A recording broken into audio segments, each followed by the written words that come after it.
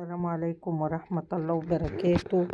أهلا بكم يا حبايبي. معايا مجموعة ورود جميلة جدا، تنفع لعيد الأم والأعياد والمناسبات، تنفع تعملي منها بوكيهات للأفراح، تنفع لحاجات كتيرة قوي. لو عايزة تتعلميها طبعا ادخلي على القناة هتلقي طريقة عمايل الورود، واللي عايز حاجة أكتر يبعتلي في الرسايل وأنا أعملها له.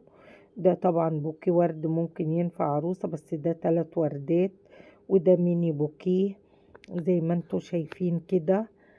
كنت عملت برضو قبل كده ميني بوكيه، بس انا عاملاه المرة دي بألوان مختلفة.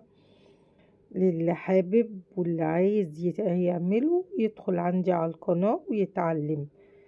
الورود بسيطة جدا وجميلة جدا، وزي ما انتوا شايفين ألوانها زاهية وتنفع لكل المناسبات. طبعا ده بوكيه 3 وردات، 2 كبار واحدة صغيرة، حاجة بسيطة جدا جدا جدا. وزي ما انتوا شايفين انا عاملة بالتول الجليتر، وده برضو الميني بوكيه صغير 3 وردات صغيرين ومحطوط معاهم لولي، عاملاه اكنه بانش ورد بس هو بانش لولي.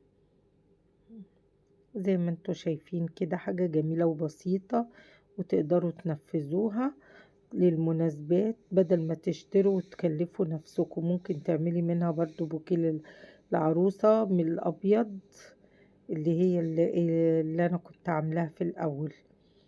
السلام عليكم ورحمة الله وبركاته.